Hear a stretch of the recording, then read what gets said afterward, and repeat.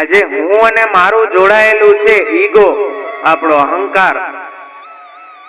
હું ફલાણો છું, હું વેપારી, હું બ્રાહ્મણ, નાત જાતના અહંકાર આપણે હોય કે હું પટેલ, હું લુહાણો, હું બ્રાહ્મણ.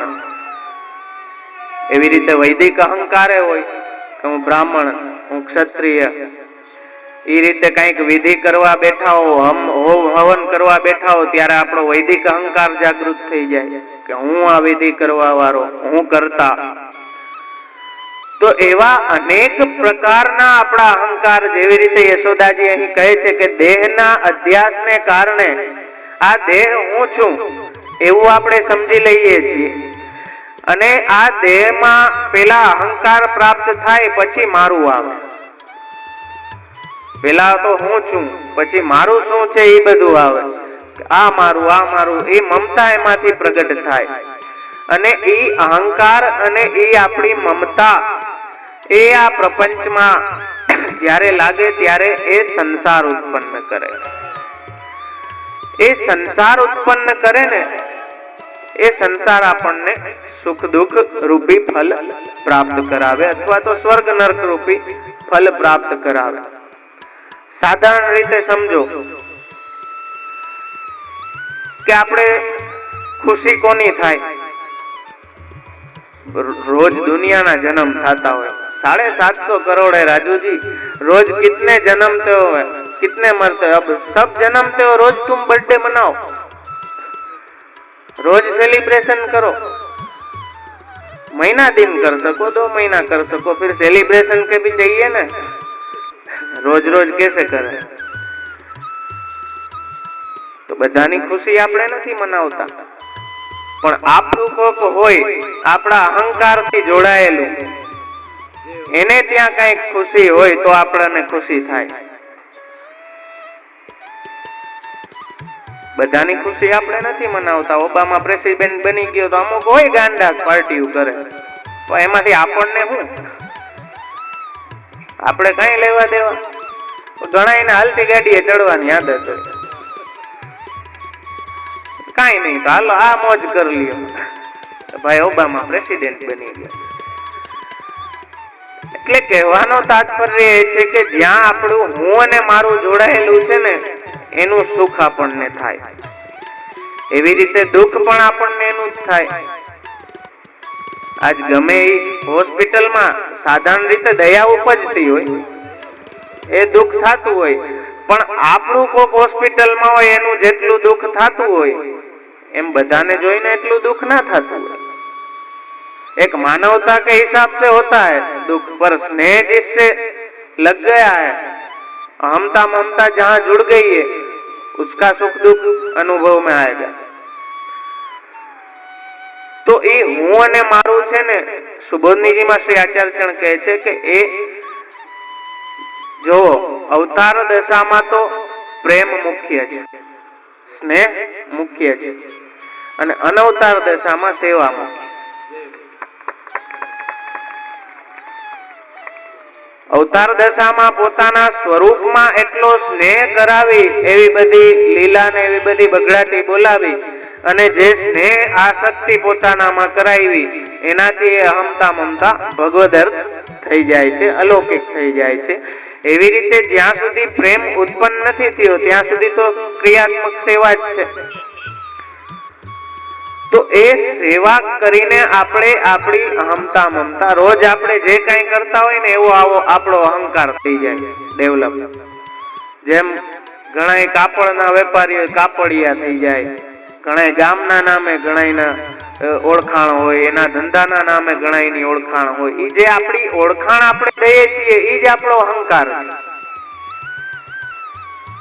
એ અહંકાર જ્યારે સેવા દ્વારા અને શરણાગતિ સમર્પણની સિસ્ટમ દ્વારા એવો ડેવલપ થઈ જાય કે હું વૈષ્ણવ, અમે રાજના ખાસા ખવાસરે, એ અહંકાર આપણો ડેવલપ થઈ જાય તો પછી એ પ્રભુને રીઝતા વાર ના લાગે. એકવાર આપણે એ નક્કી કરી લઈએ કે ના હું તમારો, પછી આગળ જતા સામસામો નિરોધ થાય, પછી એ કહે કે હા હું તારો ને તું મારો. પણ પેલા એ નક્કી કરવું પડે. તો એ અહમતા મમતાત્મક સંસાર જ બધી આપણને હું ને મારું જે છે એ ઉપાધિ કરાવે. તો એની કેટલી સુંદર પદ્ધતિથી એ આપણી અહમતા મમતાને પ્રભુમાં લગાડવાની વાત એ આ પુષ્ટિ સંપ્રદાય કરે છે કે રોજે રોજ જે કંઈ કરો ને એમાં તમારી ધીમે ધીમે આસક્તિ થતી જાય. અને એ આસક્તિ ક્યારેક વ્યસન સુધી પણ લૌકિકમાં આપણે જોતા હોય કે પહોંચી જતી હોય કે એ પછી એટલું વ્યસન થઈ ગયું હોય કે એ ક્રિયા વગર ચાલે જ નહીં. એવી રીતે રોજમાં જ્યારે એ પ્રભુ સાથે સેમ ન્યાય અહીંયા લાગુ પડે છે કે ઘરવાળાઓ સાથે રોજે રોજ રહી રહીને આપણે જેમ એમાં દ્રઢ પ્રેમ થઈ જાય, આસક્તિ થઈ જાય, એવી રીતે એ ભગવાનને ઘરવાળા બનાવીને ભેગા આપણે રાખીએ તો ધીમે ધીમે એ સેવા કરતા કરતા કરતા કરતા ધીમે ધીમે આપણો અહંકાર એ એક વૈષ્ણવ તરીકેનો અહંકાર થઈ જશે કે હું વૈષ્ણવ. પણ એ સહજ હોવું જોઈએ. વૈષ્ણવત્વમ હિ સહજમ, એ નેચરલ હોવું જોઈએ. આજ અડધી રાતે કોઈક ઝંઝોળીને જગાડે ને કે તમે કોણ, ત્યારે નીકળે કે હું વૈષ્ણવ, તો સમજવું કે નેચરલ આવી ગયું છે. ઈ ના નીકળે. ગણિતમાં બહુ ઉપાધિ છે. હું ને મારું એવું ચોટેલું છે. એટલે આ એક પુષ્ટિ માર્ગ છે. જોવો, એક વાત સમજો, કોઈ પણ સંપ્રદાય જોઈ લ્યો, કોઈ પણ તમે ધર્મ જોઈ લ્યો, ક્યાંય તમે એમ નહીં કહી શકો કે મારા ઠાકોર. અહીંયા તમે ભગવાન ઉપર પોતાની સત્તા રાખી શકશો કે જેની બધા ઉપર સત્તા છે, જેની આખા જગત ઉપર સત્તા છે, એના ઉપર તમારી સત્તા રાખી શકશો કે મારા ઠાકોર. એ પુષ્ટિ માર્ગની વિલક્ષણતા છે. અને આયા ઠાકોરજી ભક્તના નામે ઓળખાય છે. આપણે કહીએ તો એમ કે ને કે ઇવન જૂનું તમે જવા દો, પણ આધુનિક કહેશો તો કોના કે ધીરુભાઈ ના ઠાકોરજી, આ કેશુભાઈ ના ઠાકોરજી. આપણે પેલા વૈષ્ણવ નું નામ આવે ને, કેમ કે બધાના પર્સનલ થઈને રહીએ છે એટલા માટે. એટલે અહીંયા તમે કહી શકો કે મારા ઠાકોરજી. તો એ મમત્વ આપણું એ પ્રભુમાં સેવા દ્વારા સંપાદિત થાય છે.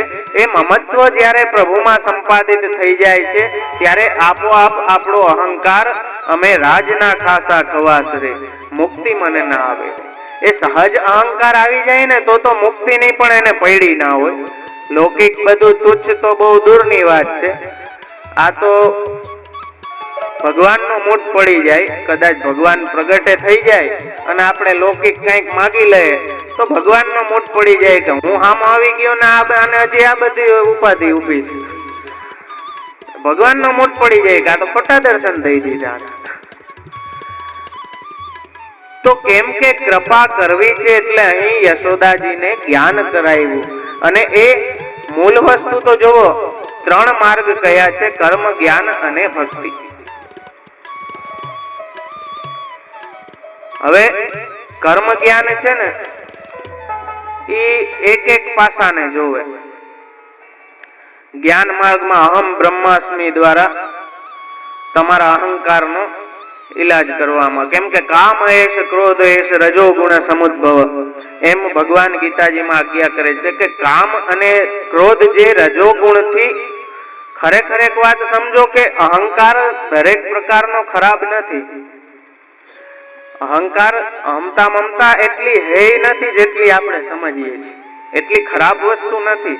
આજે ઓલા કથાકારો ઘણા રોજ નિત નવા દેખાતા હોય આસ્થા સંસ્કારમાં, ને ઘણા તમે સાંભળતા હશો કે અહમતા તોડી નાખો ને મમતા ભાંગી નાખો. પણ એમ અહમતા તૂટે નહીં ને મમતા ભાંગે નહીં.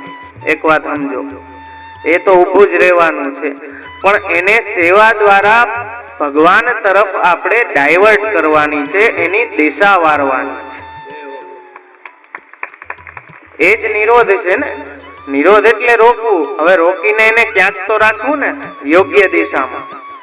એટલે ભગવાને નિરોધ દ્વારા, એ જેમ આપણે નદીને બાંધી અને એ જલ પ્રવાહને રોકીએ અને એને સાચી દિશામાં આપણે મોકલીએ તો ખેતરોમાં બધે સિંચનમાં કાર્યમાં કામ આવે. એવી રીતે આ ભક્તિ બીજનું સિંચન ભગવાન નિરોધ લીલા દ્વારા કરાવે છે કે એ અહમતા મમતાનો આપણો પ્રવાહ જે સંસાર બાજુ જાય છે ત્યાં બાંધીને એને આપણે ભગવાન બાજુ વારવાનો છે. ભગવાન બાજુ વારવાથી શું થશે કે ઈ જે ભક્તિ રૂપી ફસલ આવશે એનાથી નિરોધનું ફલ 100% પ્રાપ્ત થઈ જાય.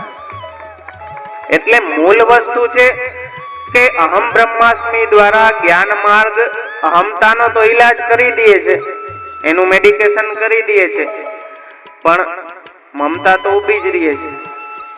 કર્મ માર્ગમાં ઉપાસના કરાવે, હોમ હવન કરાવે કે ઇન્દ્રાય સ્વાહા ઇદમ નમઃ, સૂર્યાય સ્વાહા ઇદમ નમઃ.